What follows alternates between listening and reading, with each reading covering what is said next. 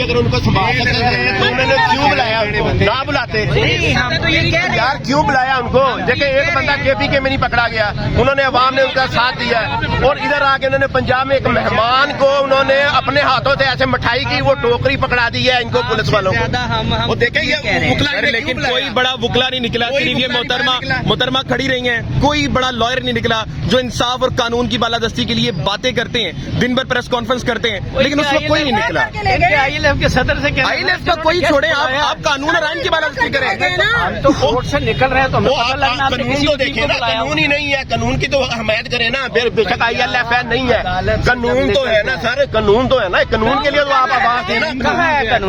आप लोग आवाज देंगे तो कानून आएगा ना, और किसने आना है? नहीं यार,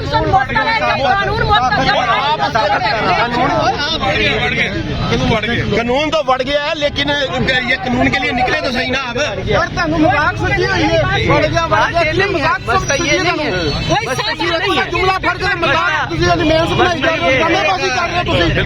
शर्म आनी चाहिए सामने खड़ी हुई है सर, इसमें ये है कि मजाक तो लगा और कोई कम ही नहीं है। मजाक है भाई, अगर गवर्नमेंट मजाक कर रही है। जिस तरह से लॉयर को जिस तरह मारा गया, आप क्या कहेंगे जनाब? लॉयर को भी मारा गया, क्या नहीं करे, कानून नाम की चीज नहीं है। लेके आए भैंस बकरी है, जिसको पकड़ा मारना शुरू कर दिया, ये कोई तरीकाकार है? ताकत का राज है यहाँ पे। ये हालात हैं, गेट बंद कर दिए गए थे शेर अफजल मरवत साहब को पकड़ने के लिए। ताकत का यहाँ पे जो है वो निजाम बनाया हुआ है, कोई कानून नहीं, कोई लॉ नहीं यहाँ पे जो है। आप तो अपने उसकी बात नहीं, बेचारे इमरान रियाज की बात नहीं बता सके थे, आपने हमारी बात क्या बतानी है? उसकी जबान काट दी गई है, कोई बोला नहीं। आपकी सहाफत कहाँ थी उस वक्त? आप कहाँ पे आए? कहाँ थी? नाज़रीन किराम, ये इस वक्त हालात हैं, ये आप देख सकते हैं। शेर अफजल मरवत साहब को इस वक्त गिरफ्तार कर लिया गया है और गिरफ्तारी के बाद इस वक्त सदर बार कोर्ट में इस वक्त मौजूद है। कोई नाम लेने वाला पाकिस्तान तहरीक इंसाफ के साथ मुंसलिक कोई आदमी, लेकिन हम इस वक्त हाई कोर्ट की इस बिल्डिंग के अंदर खड़े होकर हाई कोर्ट के इन कमरों में बैठे हुए जजेस साहबान से ये सवाल करते हैं कि आपकी अकल कहाँ गई हुई है? आपकी सोच, जिस कॉन्स्टिट्यूशन का आपने हलफ उठाया हुआ है, आप ये बात सोचने पर क्यों मजबूर नहीं हो रहे कि हाई कोर्ट की प्रीमिसेस से एक वकील को उठाया गया है और हाई कोर्ट की प्रीमिसेस में से एक, जहाँ से एक मुजरिम को गिरफ्तार नहीं किया जाता, वहाँ से एक वकील को दिन दिहाड़े जिस तरीके से अगवा किया गया है। अब जो कहानियां चल रही हैं, अब कोई FIR आ जाएगी, अब कोई MPO का ऑर्डर आ जाएगा, अब कुछ भी आ जाएगा, लेकिन ये चीफ साहब बताना पसंद करेंगे, चीफ साहब किसी अथॉरिटी से पूछना पसंद करेंगे कि मेरी प्रीमिसेस में से जिस तरीके से आपने ये बंदा अगवा किया है, अगर कोई MPO का ऑर्डर था, अगर कोई FIR थी, अगर आपको कानूनी तरीके से वो दरकार था, आपने कानूनी तरीका क्यों नहीं इख्तियार किया? आपने वहां पर हमारी वकला बहनों के साथ जो नारवा सलूक किया है, उसकी आपको तौजीह पेश करेंगे।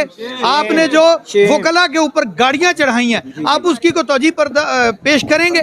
आपने जो डंडे मारे हैं, आपने जो वकला का यूनिफॉर्म फाड़ा है, आप उसकी को तौजीह पेश करेंगे।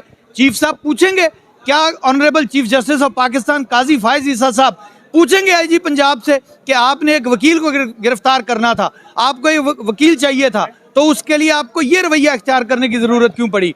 लेकिन ये नहीं पूछेंगे, क्योंकि इस वक्त मैं आगे भी आपसे अर्ज कर चुका हूं कि उम्मीद फाजली साहब ने कहा था कि फरिश्तों से, आसमानों से फरिश्ते जो उतारे जाएं, आसमानों से फरिश्ते जो उतारे जाएं, वो भी इस दौर में सच बोलें तो मारे जाएं। और ये चीफ साहबान के लिए है कि 2007 से 9 तक हमने आपके लिए लड़े थे। जो भी रुत आती है हमसे ही लहू मांगती है, जो भी रुत आती है हमसे ही लहू मांगती है। हम कहां तक तेरे मक्तल को संवारे जाएं? अब इस मक्तल को बंद कर दीजिए। खुदारा इस मुल्क में अगर कोई चीज रहेगी तो वो सिर्फ आईने पाकिस्तान रहेगा। आप महज सियासी इख्तलाफात की बुनियाद पर जो रियासती गुंडागर्दी की बुनियाद आप बना रहे हैं, इसके साथ आप मुल्क की बुनियादों के साथ खेल रहे हैं। खुदारा ऐसा काम मत कीजिए। हम आइन और कानून पर अमलदारी करने वाले लोग हैं और हम इस मामले में भी आपसे ये तवक्को करते हैं कि आप शेर अफजल मरवत साहब को फौरी तौर पर रिकवर करवाएंगे और शेर अफजल मरवत साहब के खिलाफ अगर कोई आपके पास कानूनी तरीका है, कोई कंप्लेंट है, तो कानूनी तरीके से उसके मुताबिक लेकर चलें। लेकिन अभी उन्हें जिस तरीके से अगवा किया गया